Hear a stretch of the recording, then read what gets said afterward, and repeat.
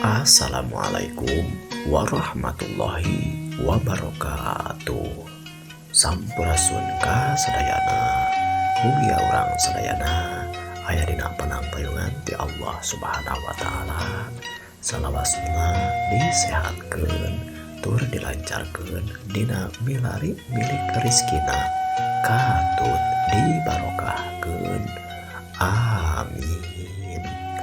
Urang lajeng deui anca carita dina judul Kasarung ka tempat munjung bagian ka 27.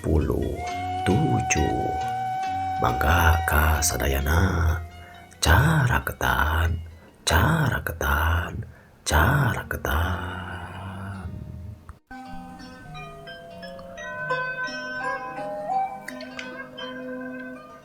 Waktunya relek hanteu karasa.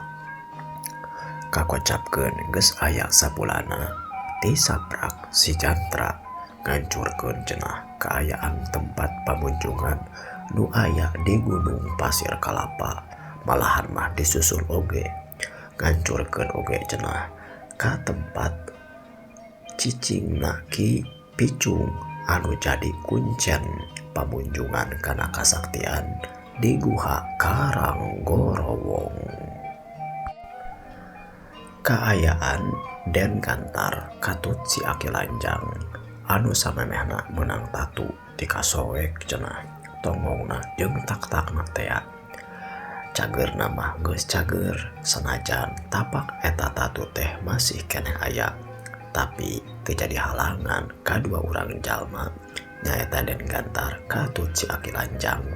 Sabab ayeuna mah ieu dua jalma teh geus bisa ngalaksanakeun lalampahan sakumaha mistina. Teu karasa deui cenah tapak-tapak tatu anu biasana mah osok karasa nyeri, tapi ayeuna mah geus cager deui sabihara sabihari. Nya kitu we tinggal urut tatuna anu masih keneh katingali aya. Dina hiji poe si Jantra ulin cenah ka imahna Den Gantar nu maksud hayang silaturahmi jeung ningali we cenah kaayaan Den Gantar. Katingali tilu urang jalma keur diuk we ngariung nyaeta Den Gantar si Jantra dibaturan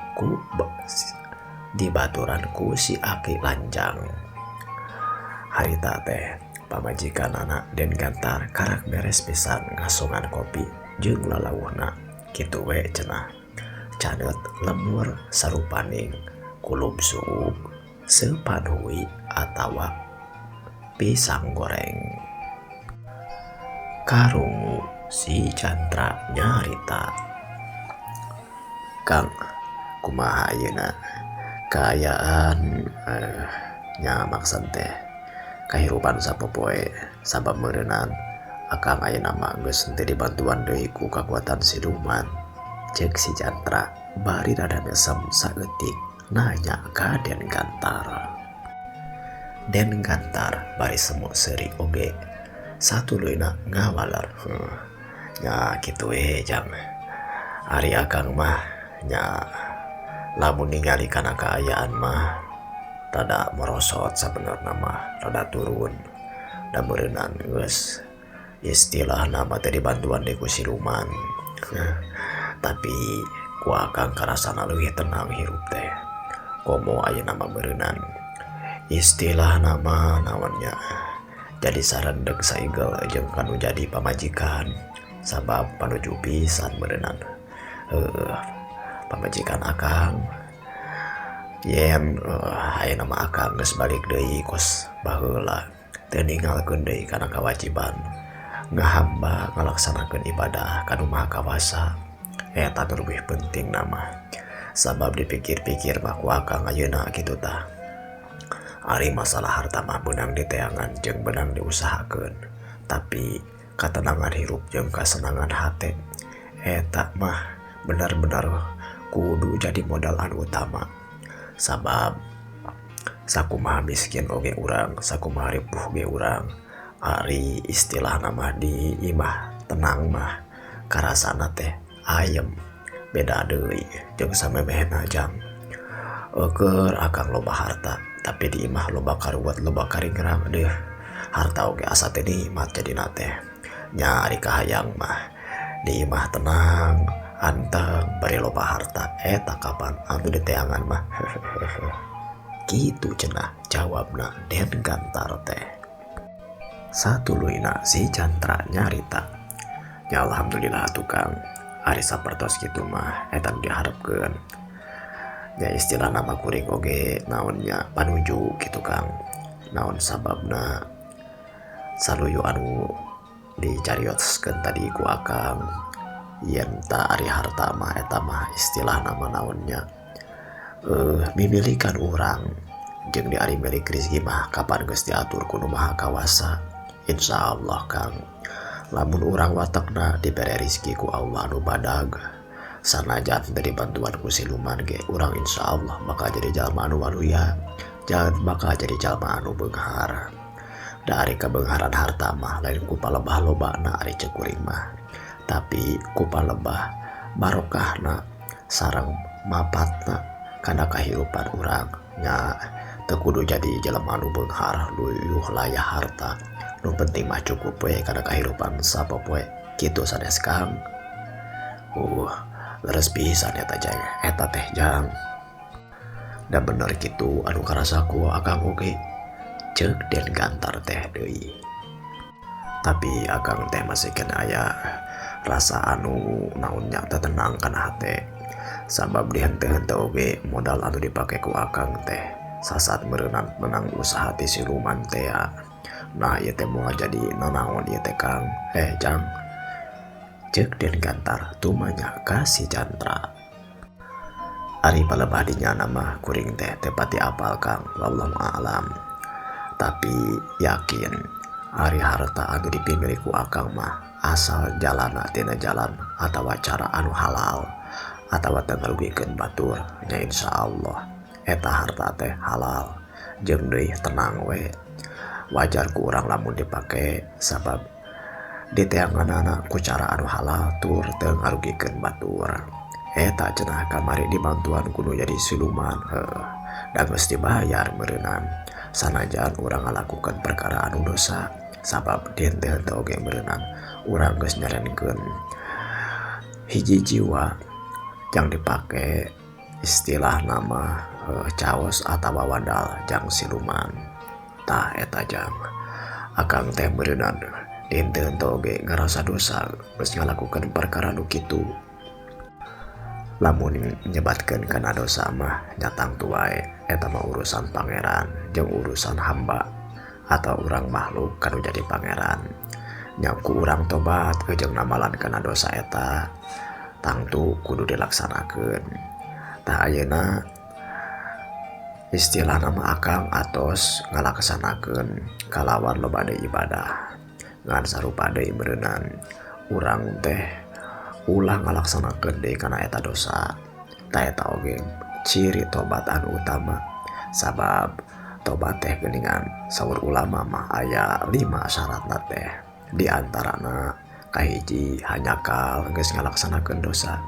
Kadua ngaganti eta perkara-perkara nu dosa teh ku perkara-perkara anu jadi ngajadikeun ibadah nu loba amal solehna nu jadi pahala.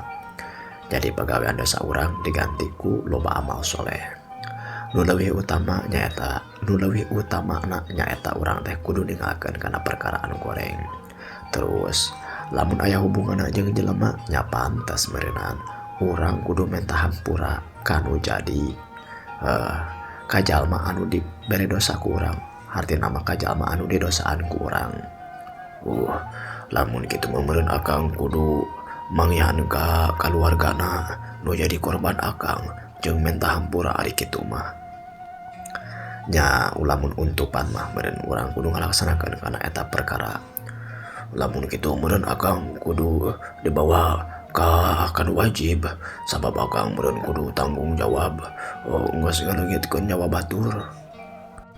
Nya meureun eta mah wayahna sabab lamun ningalikeun dasar hukum mah akang teh sanajan kumaha wae carana bahasa kasarna mah geus ngaleungitkeun nyawa batur jalan nu kahartina ku jalma mah meureun ku cara diracun sabab saperti kitu kayaanana saban-saban akang geus nyampurkeun kadaharan atawa cai kopi lamun ceuk akang teh mah ku perkara ku cai anu dibere samemehna tiki baralak anu temahna ngajadikeun jalma eta teh maot wallahu a'lam maot nama saperti kumaha ngan dohirna mah meureun lamun sacara ilmu akal jalma mah akang teh geus ngaracun hiji jalma kitu tah Kang. Jadi akang teh meureun kudu nyerahkeun badan sakujur kan wajib supaya akang dihukuman nyaeta mah teh langkung akang. Lamun akang meureunan bener-bener hayang tobatna sok laksanakeun eta perkara. Lamun henteu mah meureunan ka akang pasti bakal tetep aya ganjelan. Rada abot ari kitu mah ning Jang. Si Jantra satuluyna nyarita deui. Upami akang hoyong istilahna mah tenang hirup caeta panginten pamayarna. Lamun kitu kumaha anu keluarga akang ayeuna kaayaan pamajikan akang budak akang mun akang teh bisa usaha sabab akang geus ngalaksanakeun perkara-perkara nu dosa saperti kieu. Ari ceuk abdi mah sok we eta mah emutan deui ku akang kitu kapan tadi oge. Upami akang teh mah kauntupan wayahna meureun ngan anu intina mah pikeun abdi mah sanajan lamun teh mah sacara akal akang teh meureun geus ngaroga hala batur kalawan jalan demiet ku cara diracun teh akang teh geus ngalaksanakeun hiji kasalahan tapi lamun nyokot teh kana sabab anu leuwih jero mah eta teh kapan meureunan pagawean anu dilakukeun ku siluman teh jeung teh anu ngalakukeunna oge istilahna mah sasat akang mangan ukur jadi dharma lantaran anu ngajadikeunna kajahatan siluman. Jadi dina palebah dieu mah kuring teh bisa ngahukuman kumaha-kumahana ngan anu jelas akang eukeun dina kaayaan kapangaruhan ku siluman jadi alat ku siluman supaya ngalaksanakeun kana kajahatan siluman. Jadi nu jahat nama bangsa siluman we anu hayang nyasarkeun akang anu hayang nyokot jiwa batur jeung deui sanajan saperti kitu kuring mah teu pati percaya nah bener eta teh jalma teh dibawa ka alam siluman atawa di ala hungkul we supaya nyeun karuksakan sabab akang jeung sajabana ngan meureun ceuk abdi mah anu leuwih penting mah akangna we kahiji ganti kalakuan-kalakuan goreng ku kalakuan-kalakuan anu hade. Kaduana tinggalkan eta perkara anu goreng teh perkara-perkara anu katukang mah keun weh supaya jadi pelajaran pikeun urang sararea kitu cenah ceuk si Jantra teh nutup kana wangkongan ngeunaan perkara anu katukang ngeunaan pagawean dan gantar nu ti heula satuluyna den gantar nyarita tak kulantaran perkara kitu oge Jang akang teh jadi aya ka naonnya kaingetan kitu kapikir ku akang meureun akang teh mun bisa mah kudu nyegah oge utama nama ka jalma-jalma anu pernah sajalan jeung akang nyata anu pernah munjung muja ka siluman nyameureunnan anu kapikir ku akang mah anu nyaho we ku akang maksud akang kumaha ceuk si Jantra rada motong satuluyna den gantar nyarita deui kieu Jang akang teh maksud hayang ngajakan ujang ka jalma-jalma anu bareto ngalakukeun perkara anu saperti ku akang istilah nama nuturkeun kana pagawean siluman ngilu munjung mujalah cohagna mah saperti kitu aya deui jalma nu sanes kitu Kang kapan ku akang geus pernah dicaritakeun akang teh diajakan ku jalma anu ngaranna Kang Ubed malahan mah dianteur harita teh ku nu jalmana nu ngaranna Mang Isnen nu satuluyna dijajabkeun ka itu teh ku nu ngaranna Mbah Surdi tah akang teh cenah saperti ayeuna yang istilah nama ningalikeun kana tobatna akang.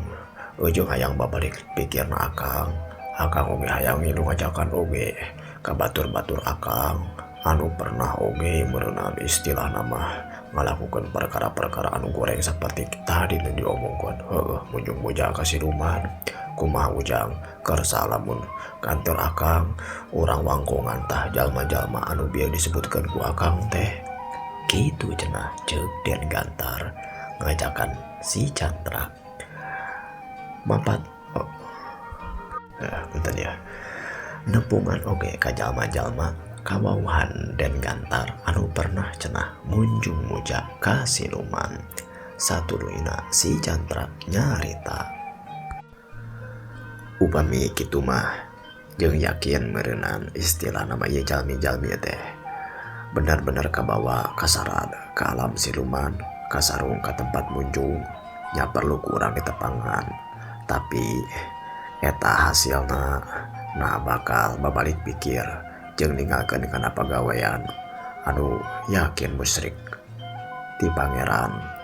Eta mah kuring teu bisa ngajamin sabab balik deui meureunan tetep ka jalma-jalmana sewang-sewangan kana pamadegan jeung pikiranna sewang-sewangan kitu tah Kang.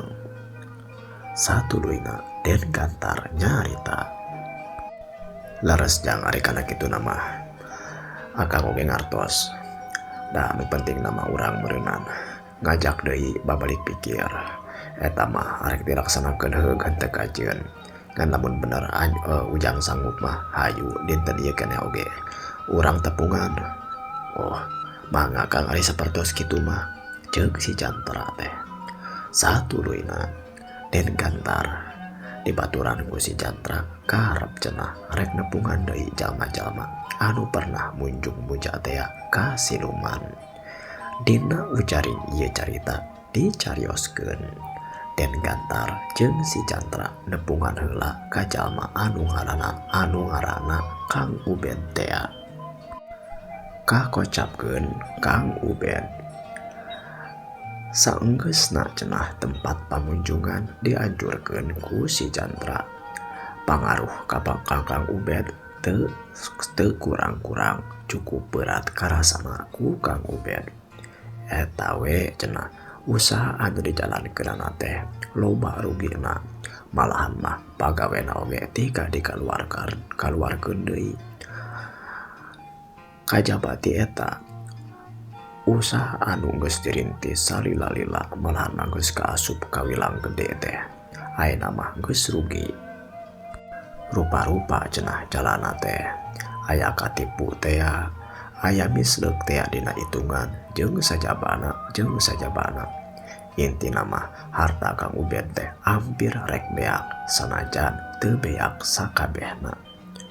Kakocapkeun Kang Ubed keur diuk we ngalamun dibaturan ku pamajikanana mikiran eta kaayaan sabab leungitna harta lobana harta anu Gusti pimilik kumanehanana teh asa dina waktu anu kawilang gancang pisan.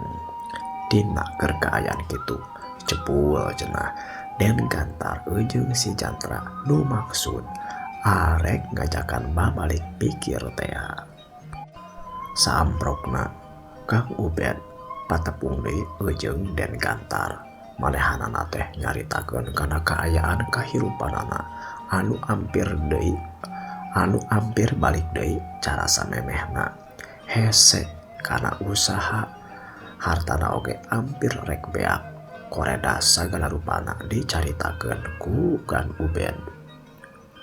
Tah kitu Jang Chandra cah Den Gantar akang teh ayeuna mah geus teu cara baheula toko bangunan teh rupa-rupa we jeung deui anu katingalina mah aya saingan tah anu leuwih murah dina pada mere harga jeung deui loba baralik deui we loba anu maluli teh ka atuh toko nu sejen.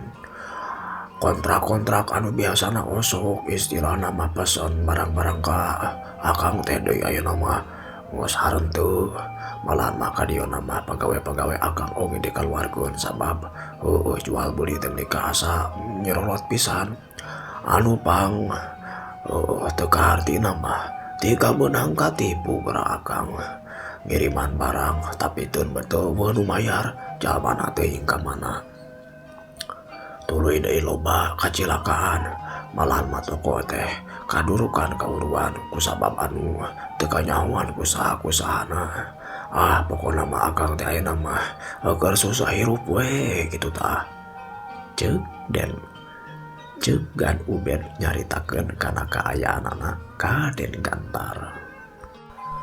Malahan mah samemehna mah akang oge ieu carita kaayaan akang teh diwangkungkeun kitu tah ka Mang Isnen katut ka Bas Surdi cenah teh lobang kadenge kitu tah kaayaan Bang Kang Isnen ujung Bas Surdi oge teu jauh beda jeung akang karep kamari mah tiluan arinit ka Gunung Pasir Kalapa deui rek nepungan Ki Baralak naon cing teh anu keur kaayaan kajadian teh kasampak teh di gunung teh imana sauna Ki Baralak teh geus hancur aya nu ngaduruk malahan mah tempat pangjarahan oge geus hancur bala deui we nah kitu tempat pamunjungan teh geus aya nu ngancurkeun anu temahna siluman-siluman teh geus teu mantuan deui ka akang kitu nya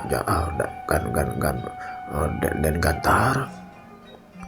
Satuluyna Den Gantar nyarita tah kitu oge saleresna mah gan Ubed anu bade diwangkungkeun ku abdi teh ku abdi ayeuna mah geus karasa yen keukeuh ngaranna siluman mah lemah dina merena ge harta boro-boroan ka urang dina dicokotna deui oge istilahna mah gagancangan dengan ka urang eueuh anu waluya eueuh anu istilahna mah saneng-eneng ari harta mah tah kuring ngajak ka dieu ka Kang Ubed keun perkara-perkara anu ka tukang mah geus we urang tinggalkeun ayeuna mah urang balik deui we kana Purwadaksina urang balik deui tobat jauhan perkara-perkara anu aya hubungan jeung siluman urang balik deui sumujud kanu maha kawasa nyaeta ka Allah Ta'ala kitu cenah ceuk Den Gantar teh